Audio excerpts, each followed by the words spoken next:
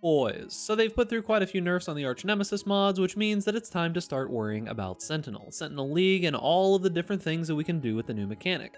Now, at first glance, my mind kind of glazed over when I was thinking about the Sentinel mechanic, but after working with it for a little bit, spending some time with it, it's actually a pretty awesome mechanic with some good depth into it, a lot of decisions that you can make, and maybe a few that might be misleading you. So I want to cover all of that in this video. I want to kind of give you an idea of maybe what you should be thinking about, maybe some of the mistakes that you might be making with your Sentinels, as well as how to make some decent currency from it. Now remember, boys, if you're enjoying this content, make sure to give this video a like, subscribe to the YouTube channel, hit that notification bell to stay up to date with all the latest videos. Without further ado, let's get into it. Alright, so before we jump into anything specific, I just want to give you a crash course on what these Sentinels actually are, because you may not have any idea if you haven't really been using them early on in the league, or if you're just starting your league a little bit late. So there are three kind of Sentinels, as you can see the items here. We're just going to jump into a map. This is like a tier 12 that I just randomly rolled. Yeah, tier 12 with some random mods. So the Sentinels that we have here are a red, blue, and yellow Sentinel. What these Sentinels do is that they all do very similar things, but slightly different in the way that you approach them. So Sentinels are going to empower enemies, and those empowered enemies are going to be stronger, and they're also going to drop better loot, better items. Now, the three different Sentinels, as I said, do slightly different things. The red one is going to be a generic Sentinel that can kind of empower just about anything. The blue one is going to be meant for empowering large groups of enemies, only one set at a time. And then the yellow Sentinel is mainly used for rares or unique enemies. The idea here is that the generic red Sentinel is going to be the one that you're probably going to be using the most. As you can see, it shoots out some beams here, and those beams are just going to empower these enemies, make them a little bit stronger, take a little bit less damage, do a little bit more damage, and also cause them to drop additional loot. Now, you might notice that there are these little numbers down at the bottom. That's how many Sentinels, or how many enemies that they can still, empower. And you also might notice that the Sentinel lasts for quite a while. The red Sentinel, in general, is just going to be used towards the beginning of the map when you start seeing enemies, and Jesus, some of these things are... I think I ran into a mob that's preventing my character from regenning here. But anyways, the idea here is that, as you can kind of see, when the Sentinels empower enemies, they drop a whole bunch of random stuff. Now, this is going to be about the same for the other two kinds of Sentinels. They are just going to be more so suited for large groups or suited for big enemies. Yeah, I think something is definitely hurting me quite a bit here. Like I'm getting spam impaled. But either way, that's the basic idea of how these work. Now, as you can also see, my character is relatively tanky here, and those Sentinel enhanced mobs were absolutely wrecking me. And this is not unique to just this character or this map or anything. Sentinel really does empower enemies quite a bit, so you need to have a pretty tanky character, on top of all of the things that are going on with the Arch Nemesis mods and how much they can completely wreck your character. They've been nerfed a little bit, but I still think they need a little bit more work, because there are still some situations that get a little bit hairy. Now, as for the nitty-gritty of the Sentinels and how you really should be using these to augment the amount of currency that you're going to get out of your maps. Sentinel League at first kind of looked a little to me. I wasn't really sure what was going to be going on, but it does have a lot of depth. It does have a lot of agency. You can choose exactly what you want to empower. And while it isn't the flashiest mechanic that has the most interesting depth to it, it does have a lot of good to it. So let's talk about the tree here that we've got, the Sentinel controller. Now, I think the first thing that a lot of people are going to do wrong is they are going to try to get all three Sentinels. That's what I did at first. Just kind of wanted to use all of them, see how they felt, and at the end of the day, it does really feel like you can't focus on all three at once. You're spreading yourself too thin. You should be focusing on either one or two of the Sentinels. I think ideally, once you get it fully leveled up, 2 is probably the best bet, but if you're early on or you really just cannot be bothered with dealing with all of the intricacies of the Sentinels, I would recommend that you just take the red Sentinel, empower this as much as you can through all of the notables and such that you'll see here. Pop it when you see the first monster in a map and just forget about it. That will absolutely work if you are either too lazy to really go in depth with the mechanic or just don't want to think too much about it. So just take all of the things that empower the red Sentinel, all the Stalker Sentinel stuff that's all here towards the middle, pop it at the beginning and forget about it. So the idea, if you want to go a little bit more in depth, is that if you're playing a more clear-based character, you're probably going to want to lean towards the blue Sentinel because this is better for groups of enemies. If you're playing a more bossing or like a single target focus build, you can lean more towards the yellow Sentinel, which is just going to be for rares and uniques. You could do things like just popping these right before like a multi-boss, or popping these on a group of really powerful rares, things like that. However, for the current moment, I think that red and blue is working out best for me. I am popping popping the blue sentinels before big giant groups of enemies. Think things like strong boxes, like if you find a bunch of enemies that are around a shrine, or if you're popping like a legion, you're doing like expedition, that kind of thing is what blue is typically best for. Red, I do exactly what I said before, which is pop it right at the beginning of a map as soon as I see enemies and just run through with it. So that is the basic strategy of how to use the sentinels, but let's talk a little bit about how to actually choose the points that are on this tree. Now, for the most part, I think you are going to see most streamers, most content creators, most people using relatively similar trees because it's obvious that there are some that are just simply better.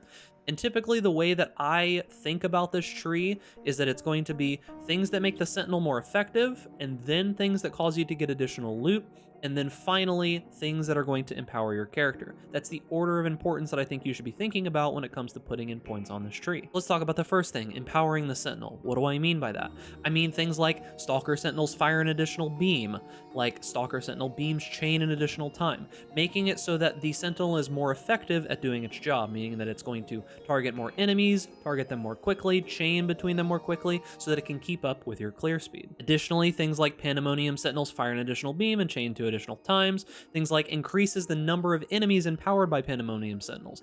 These are the kinds of notables that you should be really focusing on. After that, you can be focusing on other things like Pandemonium Sentinels spawn additional packs of monsters. You can do things like Stalker Sentinels don't empower normal rarity enemies. Things like this, it's going to increase the loot that you're going to be getting. There's also these interesting notables like Stalker Sentinels have 10% chance to duplicate non-unique enemies. That's pretty good, and it's kind of on the way towards where we're going. This is my current tree. I'm not sure what I'm going to do with that last point. Maybe I'll take, I don't know, like something around here. Figure it out.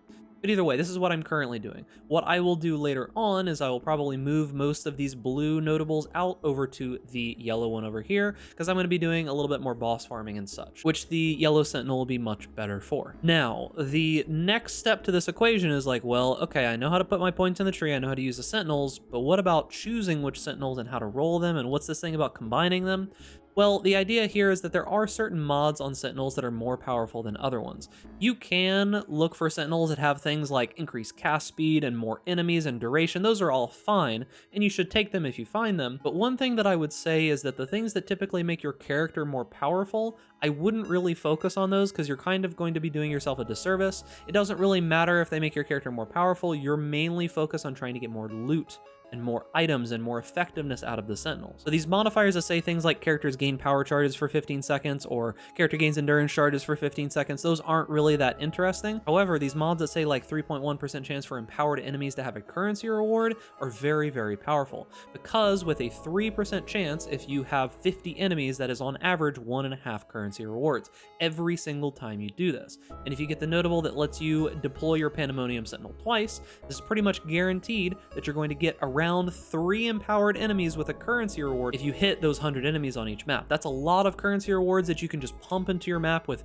essentially no real downside. Now, there are a variety of different rewards that you can get, and I would really focus on trying to find these sentinels that have these chance for empowered enemies to have specific rewards. That's going to be the main way that you're really going to generate lots of currency from them. Now, talking about the combining, if we go and look in our sentinel locker here, which if you don't know, you can add these lockers to your hideout. It is through the decorations tab here. You're just going to go to decorations, you'll type in sentinel here, and you'll notice that there is a sentinel locker here. You can reclaim it and place it in your hideout. This is able to be done with heist lockers, hoarder crafting stations, the expedition locker. All of the lockers can just be put into your hideout. Now, looking in here, you'll see that we have a bunch of sentinels, and then we also have these power cores.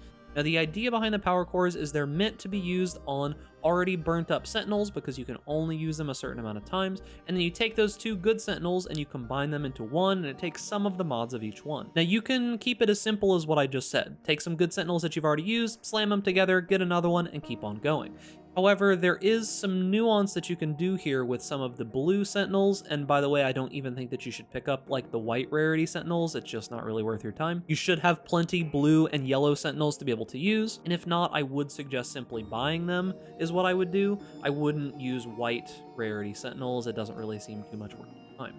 However, if you do notice on these ones that say chance for empowered enemies to have a certain reward, if you do happen to get multiple ones with the same reward, you can slam them together for either a significantly higher chance in the case of a yellow, or if you find a blue that only has that modifier, I'm pretty sure, but not 100% confident that it always keeps the modifier if you combine two of those together. Like I said, not a 100% sure on that, but you can let me know down in the comments if you know for sure. So far, every time that I have put them together with the same exact reward, it has always come out, but I may have just gotten randomly really lucky a whole bunch of times. Could be something else. But that is what you can do. Now, when you get these higher level power cores, these super high level power cores, you can randomly have like a chance of upgrading the tiers of certain modifiers or getting some of these specific like unique modifiers to the higher level power cores. There's a bunch of interesting things that we'll go more in depth in later on into the league. We need to give it like a week, maybe 2 weeks to just kind of figure all of these things out so we get some more specifics about how each of these individual ones work. And that is going to be it for the video. I just wanted to make an easy video kind of explaining the basics of Sentinel.